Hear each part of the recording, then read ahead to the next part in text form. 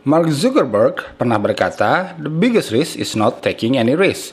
In a world that's changing really quickly, the only strategy that's guaranteed to fail is not taking risk." Yang artinya, instalah Google Translate pada smartphone Anda. Makanya di video kali ini saya coba pendekatan yang sedikit berbeda. Karena secara kualitas hardware, display atau kamera misalnya, kehandalan Samsung Galaxy S6 ini udah nggak diragukan lagi. Hanya investasi 7 juta buat bawa pulang Galaxy S6 ini bukan angka kecil ya. Dan menurut saya nggak semua orang bakal cocok dengan HP ini. Kata-kata Mark Zuckerberg tadi juga diamini oleh Samsung. Penjualan seri Galaxy S yang menuai sukses demi sukses setiap tahunnya nggak membuat Samsung settle for ordinary. Pertaruhan besar-besaran dilakoni Samsung dalam meramu Galaxy S seri terbarunya, yang diawali dengan merombak departemen desainnya di awal 2015 yang lalu, dengan harapan dapat menelurkan sesuatu yang fresh. Dan menetaslah Galaxy S6.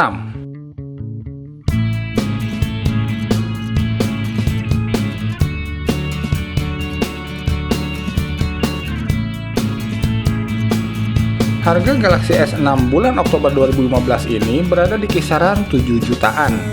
Walau harganya relatif mahal, Galaxy S6 ini belum tentu cocok buat semua orang.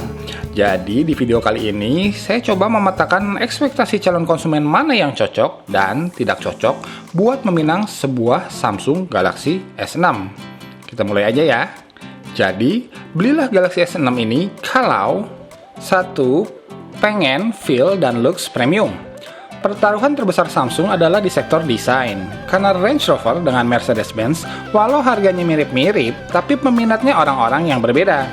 Yap, kalau diibaratkan Galaxy S yang dulu-dulu adalah sebuah Range Rover, yang punya fleksibilitas dan fungsionalitas lebih baik dengan daya angkut yang lebih besar, juga ground clearance yang lebih tinggi, untuk melahap segala medan. Nah, Galaxy S6 sekarang adalah sebuah Mercedes-Benz, yang orientasinya terfokus pada kemewahan, prestis, dan kenyamanan. Samsung menyadari bakal ada sebagian pencintanya yang kecewa dan berpaling dari seri S-nya, yang kini baterainya nggak bisa dilepas dan lebih boros, nggak waterproof, sampai nggak ada slot microSD.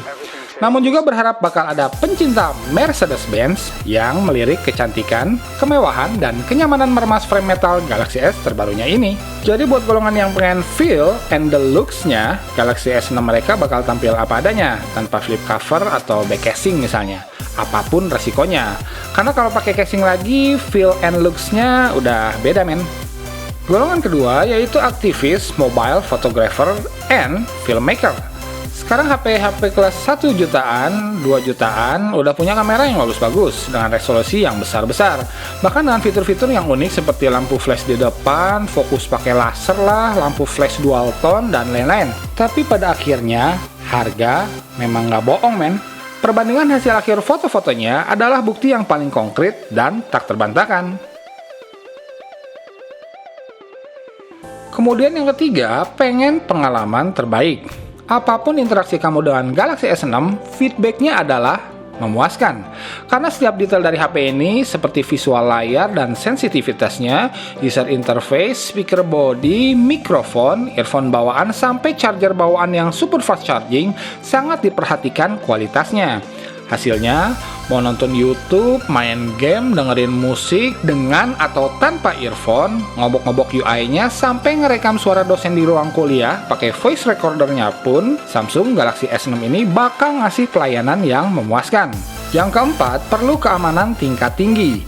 Banyak fitur keamanan di Galaxy S6 ini, dan dengan disematkannya sensor sidik jari, fitur keamanan yang rumit jadi berasa mudah untuk diakses oleh kita, tanpa harus lagi memasukkan password, PIN, maupun pola garis yang terkesan kurang praktis. Bahkan buat yang sering membawa dokumen-dokumen yang bersifat sensitif dari kantor di HP-nya, fitur keamanan Samsung Knox sudah diakui kehandalannya oleh National Security Agency-nya Amerika.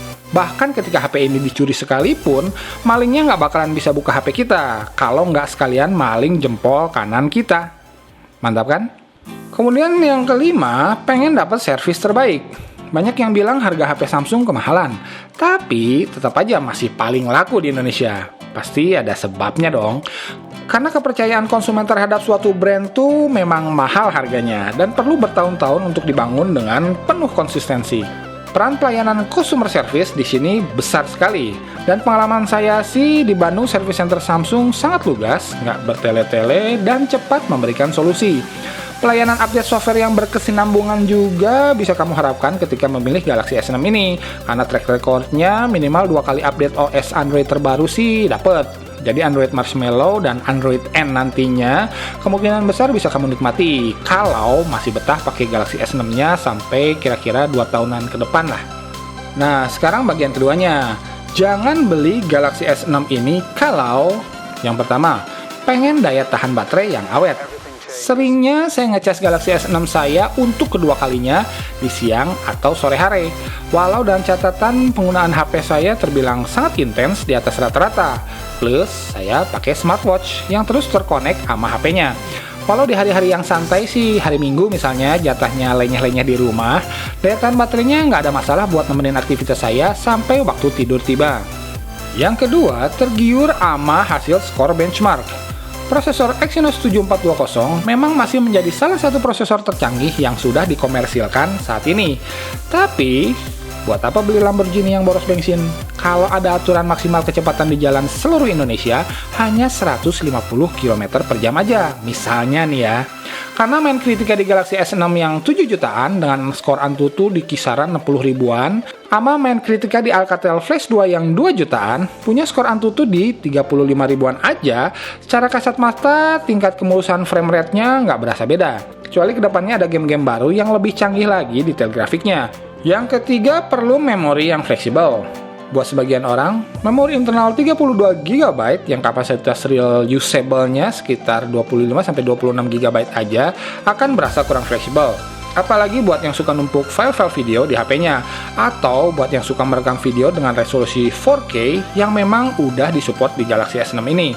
Solusinya, ambil Galaxy S6 versi 64 GB yang lebih mahal sekitar 1 jutaan lah. Tapi ya itu, lebih mahal lagi harganya. Padahal kan kalau dikasih slot micro SD yang versi 64 GB-nya nggak bakalan laku kali ya. So, itulah hal-hal yang bisa saya share setelah menjadikan Galaxy S6 ini sebagai daily driver saya selama sekitar 1,5 bulanan.